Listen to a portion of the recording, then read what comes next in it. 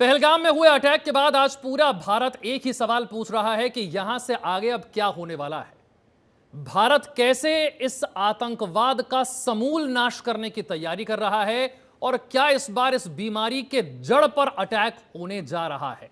इस पर बात करने के लिए जम्मू कश्मीर के पूर्व डीजीपी एसपी वैद साहब हमारे साथ जुड़ रहे हैं। वैद साहब, बहुत बहुत स्वागत आपका और बहुत शुक्रिया, आपने हमारे लिए समय निकाला। मेरा पहला प्रश्न आज पाकिस्तान के रेल मंत्री के बयान को लेकर है, जिन्होंने कहा है कि साहब, अगर पानी रोका, सिंधु नदी का पानी रोका, सिंधु जल समझौता तोड़ा, तो 130 मिसाइलें, परमाणु मिसाइलों का को हमने मोड़ रखा है भारत की तरफ, यह सजाने के लिए नहीं है। यही है आज बयान पाकिस्तान के रेल मिनिस्टर का और यहीं से मैं शुरू करना चाहता हूं। किस तरह की धमकी इसे माना जाए, हर बार की तरह इसे गीदड़ भपकी माना जाए, या फिर यह माना जाए कि भारत जो एक्शन लेने वाला है उसके डर में ये बयान आ रहे हैं और कहीं एक ऑल आउट वॉर का खतरा अब मंडराता हुआ नजर आ रहा है। नमस्कार जी। ये जो इस तरह के बयान आ रहे हैं, कभी बिलावल भुट्टो बोल रहे हैं कि खून की नदियां बहेंगी, कभी ये रेल मंत्री बोल रहे हैं, कभी दूसरा कोई बोलता है, ये इसका परवाह नहीं करनी चाहिए। बेसिकली इनको डर, इनके डर डर की जो हालत बिगड़ी हुई है डर से, वो दिखाता है। और ये इस तरह की धमकियां, परमाणु बम और परमाणु मिसाइल की, दुनिया को बेसिकली चाहते हैं कि दुनिया बीच में आए कि दो परमाणु शक्तियों में लड़ाई हो जाएगी। ये बेसिकली घबराए हुए हैं, चाहते हैं कि इनकी मदद के लिए लोग आए ताकि बीच में मध्यस्थता हो। वो कोई इनके साथ कोई भी खड़ा नहीं है। एक आधा कंट्री है, तुर्की है शायद, चाइना ने तो जो जनरली चाइना इनको सपोर्ट करता है, लेकिन उसने आज उसकी जो हालत है, अमेरिका के साथ जो ट्रेड वॉर चल रही है, उसको आज भारत की जरूरत है, तो इस उसने न्यूट्रल अभी रवैया बनाया हुआ। बाकी अब मुझे नहीं याद आता कोई देश इनके साथ है। इवन इस्लामिक कंट्रीज जो हैं, उन्होंने भी अपना पर्सनल फोन करके मोदी जी को अपना साथ अश्योर किया है। और दुनिया की सारी पावर्स, रशिया हो, यूएसए हो, इजराइल हो, सभी मुल्कों ने हमारे प्रधानमंत्री जी को फोन करके उन इस घटना का आलोचना की है और उनको कहा है कि हम इस घड़ी में आपके साथ हैं। आज पाकिस्तान टोटली आइसोलेटेड है। ये इस तरह की जो धमकियां दे रहे हैं, हमने ऑलरेडी इनका न्यूक्लियर ब्लफ जो है पहले ही कॉल कर दिया था, अगर आपको याद होगा, जब बालाकोट किया था। तो ये बिल्कुल इन चीजों की भारत प्रवाह करने वाला नहीं है, इनको बोलने दी। सर, क्या आप मानते हैं कि भारत का एक्शन इस बार इतना बड़ा और कड़ा होगा कि एक युद्ध का खतरा इस वक्त आपको मंडराता हुआ नजर आता है? देखिए, प्रधानमंत्री जी ने बड़ा क्लियर कर दिया कि इनकी पुश्तें याद करेंगी। हम्म। उसमें आप क्या समझते हैं? प्रधानमंत्री इस तरह का बयान ऐसे नहीं देंगे। हम्म। इसका मतलब है कोई बड़ा, बहुत ही बड़ा एक्शन होगा जो पाकिस्तान याद रखेगा। और मेरा तो ये मानना है कि पाकिस्तान के अंदरूनी हालात इतने खराब हैं कि जो बीएलएन है इनका, इनकी फौज का 70% एरिया में ये बाहर नहीं निकल सकते। बिल्कुल। ये बलोचिस्तान की हालत है। जो टीटीपी हम्म। ने इनकी शक्ल बदल के रखी है, केपीके में, वहां भी 60-70% ऐसा इलाका है जहाँ वो जो अफगानी है वो इनको मानते नहीं है, वो तुरंत लाइन को मानते नहीं है। वो कहते हैं हमारा हिस्सा है इसको। और ये टीटीपी कहती है ये सिर्फ नाम का इस्लामिक मुल्क है, ये सिर्फ फ्रॉडी लोग हैं, हम इनको मानते नहीं है। तो वहां इनकी हालत खराब है। सिंध में लोग इनके खिलाफ हो रहे हैं। पीओके तो आपने देखा ही है, पीओके के लोग तो आए दिन उन पर हालांकि इतनी जातियां करते हैं। अच्छा, वो सोशल मीडिया में देखते हैं कि भारत के कश्मीर में कितनी तरक्की हो रही है, और वहां देखिए, वहां एक भी एयरपोर्ट नहीं है। यहाँ 3-3 एयरपोर्ट है, एक इंटरनेशनल एयरपोर्ट है। यहाँ हम्म। 1 दर्जन मेडिकल कॉलेज हैं, एम्स 2 हैं, आईआईटी आईआईएम है। वहां कुछ भी नहीं है, हॉस्पिटल नाम की चीज नहीं है। तो वो सारा देखते हैं, टनलें बन रही हैं, रेलवे कनेक्शन हो रहा है। कश्मीर के लोग जो हैं, ये सब देख के उनको पाकिस्तान के झंडे चलाने चाहिए। और वो मैं जानता हूं कश्मीरी इंटेलिजेंट कौम है, इसीलिए उन्होंने देखा कि हमारा फ्यूचर भारत के साथ है। तभी आपने देखा अल्टीमेटली, चाहे कुछ लोग कहते हैं इनको बिजनेस खत्म हो गया है हम्म। बिकॉज टूरिज्म बिल्कुल कम हो गए। जो प्रधानमंत्री ने आज मन की बात में कहा कि ये पाकिस्तान को रास नहीं आया, क्योंकि उन्होंने देखा हमारे हाथ से कश्मीर निकल गया हम्म। 370 हटने के बाद। जिस तरह से नॉर्मल सी हो रही थी टूरिज्म और बाकी शोबों में डेवलपमेंट हो रही थी, तो पाकिस्तान को लगा कि जिस तरह रेत मुट्ठी से फिसल रहा है ऐसा फिसल गया। तो इसलिए पाकिस्तान ये जो ऐसी हरकतें करता है, हिंदू बेसिकली एक एक उसको उनका धर्म पहले चेक करके फिर उनको टारगेट करना, हम्म। ये कोशिश है कि हिंदू मुस्लिम फसाद कराए जाएं भारत में, क्योंकि वो समझता है ये भारत की फॉल्ट लाइन है और दंगे करवा के भारत को कमजोर करवाया जाए। वो होने वाला नहीं है। अगर आपको याद होगा, रघुनाथ मंदिर है जम्मू में, उस पे 2 बार हमला हुआ। वो किस नीयत से करते हैं? हम्म। आपने देखा जो राम मंदिर है उस पे हमला किया, अक्षरधाम मंदिर पे क्यों क्यों ऐसा हमला करते हैं? ताकि ताकि जो वो ये जो है उनका, जब तक ये पॉलिसी रहेगी ना गजबा हिंद की, और ये जो bleed India by thousand cut, ये जब तक ये पॉलिसी में चेंज नहीं है पाकिस्तान से, कौन जो लोग कहते हैं बातचीत करो, क्या बात करो भाई? किससे बात करो? जो आपने पॉलिसी रखी है कि पड़ोसी से मैं क्या बात करूं, जो पड़ोसी मुझे मुझे मेरे घर में गजबा हिंद करना चाहता है, जो जिहाद चलाना चाहता है। एक सर सवाल आ रहा है कि भारत ने बहुत बड़ा एक्शन जो अब तक लिया है, सीसीएस की बैठक हुई, विदेश मंत्रालय की प्रेस कॉन्फ्रेंस हुई, हमने देखा कि सिंधु जल समझौता तोड़ने को लेकर बात हुई। हमने कहा कि साहब हम पानी नहीं देंगे आपको, नदियों के पानी का इस्तेमाल हम खुद करेंगे और फिर पाकिस्तान की कृषि बर्बाद हो जाएगी, बहुत सारी इंडस्ट्रीज बर्बाद होंगी। लेकिन बहुत सारे एक्सपर्ट्स का मानना है कि अभी हमारे पास पानी को रोकने के लिए इमीडिएट कोई ऐसा इंतजाम है नहीं। मतलब अगर इसका असर हुआ भी तो उसके लिए बहुत लंबा समय अभी इंतजार करना पड़ेगा, तब जाकर वो इमीडिएट एक्शन जो हम बोल रहे हैं एक्चुअली वो इमीडिएट नहीं है, लंबा इंतजार है। आपका क्या मानना है सर, सिंधु जल समझौता तोड़ने का तुरंत कोई असर आपको नजर आता है क्या? देखिए, असर तो मैंने आज कल रात को ही देखा। आपने देखा जो डाटा शेयर करना होता है, हम्म। अब भारत ने इस समझौते को अवेयंस में रखने से हम्म। ये कर दिया कि आपको पाकिस्तान को डाटा नहीं देना है, कितना हम्म। फ्लो आएगा।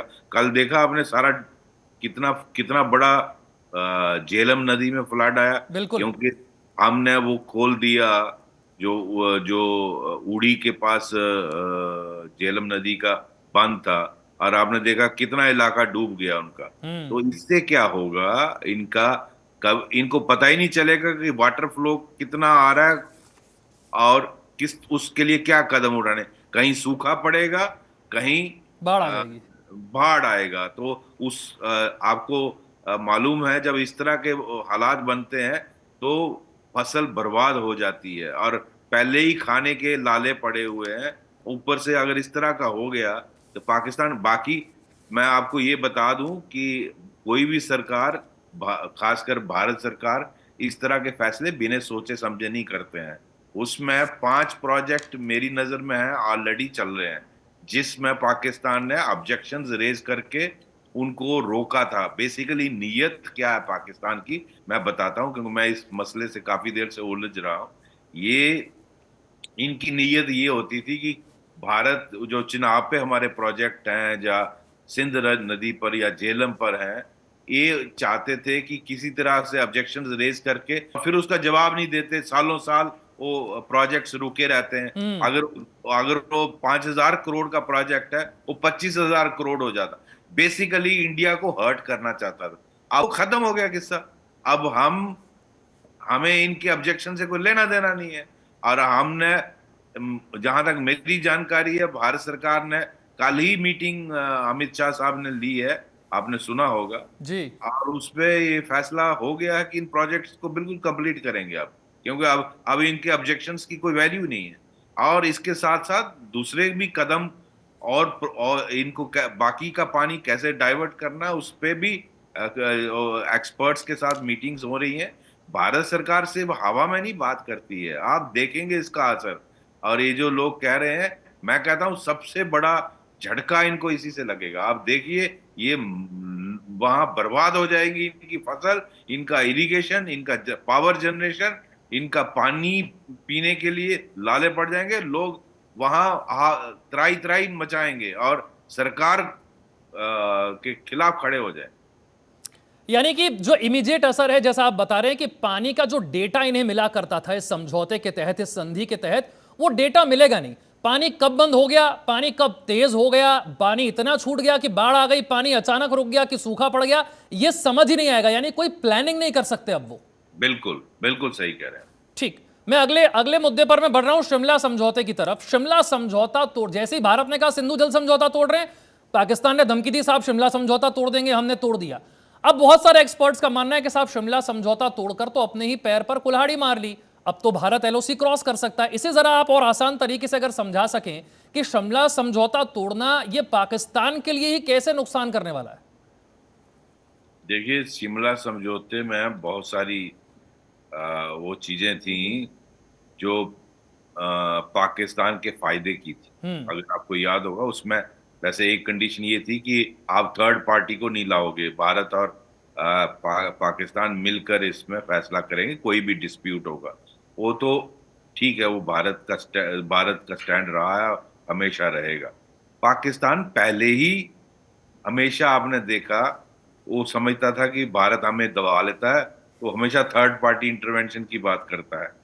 तो अगर आपने शिमला समझौता कैंसिल कर दिया, तो आप जो एरिया, पता नहीं 22,000 स्क्वायर, मुझे एग्जैक्ट फिगर नहीं पता, लेकिन 22,000 स्क्वायर किलोमीटर एरिया है जो वापस किया गया था, भारत की फौज ने जीता हुआ था, तो वो तो वापस करना पड़ेगा इनको। अगर आप शिमला समझौता वापस, जिसमें हाजी पीर और ये जो अखनूर के इस इलाके को जीता था हमारे लोगों ने, और वो वापस फिर आप वापस करें भारत को ये। अच्छा, इनके जो 93,000 लोगों ने सैनिक। सरेंडर किया, पेंटें उतारी, तो वो भी हमारी प्रॉपर्टी हुई, वापस करो। तो इनको समझ ही नहीं आ रहा है, ये बुखलाए हुए हैं। शिमला समझौता कैंसिल वो करने से मैं तो समझता हूँ ये अपने पांव पे कुल्हाड़ी मार। बहुत सारे लोगों का सर ये भी मानना है कि पाकिस्तान ऑक्युपाइड कश्मीर को लेने का शायद इससे अच्छा मौका नहीं हो सकता। आपने भी अभी कुछ देर पहले कहा कि पाकिस्तान इस समय जितना कमजोर है उतना कमजोर शायद कभी नहीं रहा होगा। जी बिल्कुल। मैं कहता हूँ गिलगित बाल्टिस्तान और पीओके, ये जो सारा इलाका है, ये अब वो वक्त आ गया है, इसको खाली करवा लेना चाहिए। और भारत को, ये मेरा मानना है, मुझे नहीं मालूम कि भारत सरकार क्या कर रही है, लेकिन मैं एज ए भारत का शहरी के नाते और एक फॉर्मर डीजीपी जम्मू कश्मीर होने के नाते मैं ये कहता हूँ कि ये सही वक्त है। क्योंकि पाकिस्तान आज इतनी बुरी हालत है, वो किस फ्रंट पे लड़ेगा? उसके साथ चार चार फ्रंट खुले हैं। उधर से तालिबान उनके पीछे पड़े हैं, मैं तो कहता बलोचिस्तान को इंडिपेंडेंट, आपको पहले वो बोलते थे ना कि भारत मदद करता है बलोचियों की, अब ओपनली करनी चाहिए। अब आपको उनको मॉरल पॉलिटिकल, जो पाकिस्तान अल्फाज यूज करता है, वही लफ्ज हमें यूज करने चाहिए। मॉरल, पॉलिटिकल और क्या बोलते हैं ये कश्मीर के लिए, वही लफ्ज यूज करके बोलना हम बलोचिस्तान की मदद करेंगे। और उनको अगर आप थोड़ी मदद दोगे, ऑलरेडी उन्होंने 60-70% एरिया से इनको भगा दिया है। वैद साहब, मैं थोड़ा सा जम्मू कश्मीर की स्थिति पर अब बात करना चाहता हूं। जम्मू कश्मीर की स्थिति में साहब चूक हुई कहां? बहुत सारे लोगों का कहना है कि इंटेलिजेंस फेलियर है, कुछ लोगों का कहना है कि नहीं, सिक्योरिटी फेलियर है। जब 2-3-4 हजार टूरिस्ट वहां पर जाते थे तो वहां पर सिक्योरिटी रखनी चाहिए थी, क्योंकि वहां पर पहुंचना बड़ा मुश्किल काम है, समय बहुत लगता है। सिक्योरिटी वहां पर क्यों नहीं थी? आपके मुताबिक क्या चूक हुई? देखिए, मैं समझता हूं इतना बड़ा हादसा जब होता है, उसमें कोई ना कोई कमी रहती है।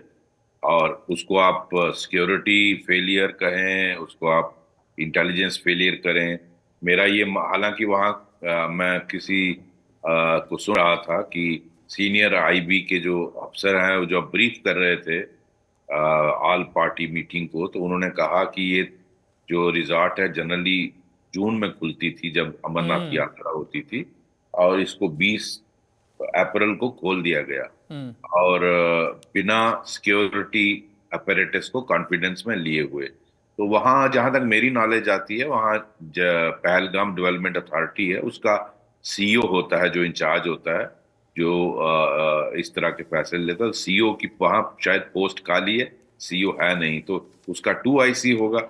लेकिन उसका अगर उसने ये ऑर्डर किया है तो किसकी इजाजत से किया? क्या उसने डिप्टी कमिश्नर को कॉन्फिडेंस में लिया, कि डिस्ट्रिक्ट एडमिनिस्ट्रेशन को कॉन्फिडेंस में लिया, डिस्ट्रिक्ट एसएसपी को कॉन्फिडेंस में लिया? क्या उनको सिक्योरिटी के लिए इन्फॉर्म किया? और 22 को खुलती है और 22 को हमला हो जाता है। मतलब टेररिस्टों को कैसे इतना जल्दी पता चल गया? उन्होंने रैकी भी कर ली। मेरा ये सवाल है, इन्वेस्टिगेशन में ये देखना चाहिए कि किसका फैसला था, उसने किसके अप्रूवल से किया, और सिक्योरिटी को इन्फॉर्म किया कि नहीं किया कि आपको वहां डिप्लॉयमेंट करनी है। और अगर उनको इन्फॉर्म किया था तो उन्होंने क्यों नहीं किया? ये सारे पहलू देखने चाहिए। और इसमें हेड्स मस्ट रोल, बहुत बड़ा अटैक है, और 27-28 लोग मर गए, और 2 मुल्क जो हैं, 2 कंट्रीज ऑलमोस्ट लड़ाई के कगार पे खड़े हैं। तो ये इतना बड़ा भूल जो है उसको माफ नहीं करना चाहिए, चाहे जो भी जिम्मेवार। ये मेरा मानना है। सर 10 लोकल आतंकियों के घर अब तक ब्लास्ट किए जा चुके हैं, ध्वस्त किए जा चुके हैं। फिर से एक बार चर्चा ओजीडब्ल्यू की, ओवरग्राउंड वर्कर्स की हो रही है। फिर से एक बार चर्चा हो रही है कि साहब कोई ना कोई तो लोकल मददगार रहा होगा, बिना उसके तो यहां पर आना, मूवमेंट करना, हथियार, पैसा, फंडिंग, रहना, रेकी करना, ये सब तो संभव है नहीं। तो इस नए और बदले हुए कश्मीर में भी मददगार तो बैठे हुए ना। बिल्कुल बैठे हुए हैं, और उसके बगैर ये हो ही नहीं सकता। ये जो जिनके 2 आदिल और इसका घर तोड़ा है, हम्म। ये इसने आके दिखाया है। ये पाकिस्तानियों के लिए मुमकिन है। बहुत सारे हिंदुस्तानियों को पता नहीं है कि वहाँ वो फोर्स नहीं होती है। इसको ये कहाँ पर है ये वायसारन? तो ये डेफिनेटली लोकल इन दोनों ने दिखाया है। इनको लाने में मदद की है। इनको खाना इनके लिए अरेंज कौन करता है? इनको इनके लिए सिम अरेंज कौन करता है? ट्रांसपोर्ट कौन अरेंज करता है? कहाँ ये पनाह लेते हैं? आज 3-4 दिन से गायब हैं, कहाँ ठहरे हैं? ये बिना लोकल मदद के नहीं हो सकता। और ऐसे लोगों को मैं समझता हूँ ज्यादा भारत के दुश्मन है। उनको उनका घर क्या, मैं कहता हूँ उनको भी उड़ा देना चाहिए। और ये पाकिस्तानियों से ज्यादा खतरनाक है। अरे बहुत अफसोस से कहना पड़ता है कि कश्मीर में अभी अभी ऐसे लोग हैं। हमें इस आइडियोलॉजी से लड़ना है। और बहुत सारे लोग भारत के बहुत सारे हिस्सों में, ये जो इस तरह के लोग हैं जो पाकिस्तान के लिए और इस जिहाद के लिए और इस गजबाए हिंद के लिए अपनी भावना रखते हैं। उनको कोई हक नहीं है भारत में। उनके उनके खिलाफ जबरदस्त कार्रवाई होनी चाहिए। मैं समझता हूं इस वक्त सफाया होना चाहिए इन लोगों। पर वैद साहब, क्या आपको लगता है कि हम विकास के जरिए जिहाद और आतंकवाद से जीतने चले थे, लेकिन क्या थोड़ी सी रणनीतिक चूक इसमें हुई कि विकास तो होता रहेगा, डेवलपमेंट तो खूब हुआ, चुनाव भी हो गए, पैसा भी आ गया, लेकिन वो जिहाद और आतंकवाद वाला जो माइंडसेट और ब्रेन वॉश है वो वहीं पर है। हम शायद ये चूक कर रहे थे, भूल कर रहे थे कि साहब विकास होगा, रोजगार होगा, पैसा होगा तो आतंकवाद अपने आप चला जाएगा। ये गलती थी क्या हमारी? देखिए, विकास एक इम्पॉर्टेंट पहलू है, लेकिन जिहाद आइडियोलॉजी, गजबाए हिंद आइडियोलॉजी है। उससे हम्म। लड़ने के लिए भारत को बहुत जरूरी कदम उठाने हैं, जिस फ्रंट पर अभी बहुत काम करने की जरूरत है। मैं बहुत देर से बार बार कह रहा हूँ, इतने मदरसा हैं, उसमें क्या पढ़ाया जाता है? वो आपको बच्चों को, यंग बच्चों को आप देश के खिलाफ नफरत पढ़ाते हैं। आप एक जो मेजॉरिटी कम्युनिटी को काफिर बुलवाते हो और उनको मारने का सिखाते हो। तो इसके बारे में आपको इस आइडियोलॉजी से लड़ना है। आप जब तक इससे रिलेटेड रिफॉर्म्स नहीं करेंगे तो भारत में ये प्रॉब्लम बनी रहेगी। कश्मीर में क्या, पूरे देश में ये प्रॉब्लम है। आपके यूपी में, आपके बंगाल में, आपके केरला में, आपके महाराष्ट्र में कहाँ नहीं है ये? तो और आप लाखों बच्चे ऐसे पैदा कर रहे हैं जो अपने ही देश को तोड़ना चाहते हैं, जो अपने ही देश के लोगों से के हर रिलीजियस फंक्शन पे, रामनवमी पे, हनुमान जयंती पे पत्थर मारेंगे। कि इतनी नफरत किस बात? तो क्या ये कौन सी आइडियोलॉजी है जो ये नफरत सिखाती सर, है। इसी आइडियोलॉजी से जुड़ा हुआ एक सवाल है कि क्यों टूरिस्ट पर पहले नहीं अटैक किए जाते थे? वजह यही थी कि कश्मीरी लोकल कहीं हमारे खिलाफ ना हो जाएं। इस बार तो वो लक्ष्मण रेखा भी लांघ दी गई, टूरिस्ट पर ही हाँ, अटैक कर दिया गया। क्योंकि टूरिस्ट को इसलिए नहीं करते थे कि इनको लगता था उससे लोकल लोग हमारे खिलाफ हो जाएं। यहाँ मैं बार बार कहता हूँ, कश्मीरियों को रियलाइज करना पड़ेगा कि पाकिस्तान को आपसे कोई हमदर्दी नहीं। हम्म। पाकिस्तान, आप जरूर रिलेट करते होंगे कि वो भी इस्लाम है और हम भी इस्लाम है। उनको कोई, उनकी डीप स्टेट को आपके साथ कोई हमदर्दी नहीं। अगर इस्लाम की बात थी तो बलोचियों को क्यों मार रहे हैं? हम्म। अगर इस्लाम की बात थी तो बांग्लादेशियों को क्यों 30 लाख लोगों को मारा और 10 लाख बांग्लादेशी औरतों का रेप किया? ये यूएन ने कहा, मैं नहीं कह रहा। अगर इस्लाम की बात थी तो केपी के लोगों को क्यों मार रहे हैं? अफगानिस्तानियों से क्यों लड़ रहे हैं? अफगानियों से। तो ये कोई इस्लाम, ये बेसिकली पाकिस्तान की जो डीप स्टेट है वो इस्लाम को, जिहाद को और ये जो गजबा हिंद है, इस आइडियोलॉजी को इस्तेमाल करके गरीब लोगों को इस्तेमाल गुमराह करती है। और ये भारत के खिलाफ नफरत और हिंदुओं के खिलाफ नफरत फैलाती है। उनको अपनी कुर्सी चाहिए, अपने डॉलर चाहिए, गद्दी चाहिए। कैसे आसिम मुनीर ने अपनी फैमिली को सीधा भेजा न्यू जर्सी, गरीब लोगों को तो जिहाद के डर नाम पर। लगने लगा है, घबराहट होने लगी है, और जैसा आप कह रहे हैं कि कश्मीरियों को भी समझने की जरूरत है कि इनका कोई हमदर्द पाकिस्तान है नहीं। खैर, इस वक्त पूरे भारत को इंतजार है पहलगाम अटैक के बाद भारत का किस तरीके से पलटवार होता है। और सर, आपने समय दिया बातचीत के लिए, बहुत बहुत शुक्रिया।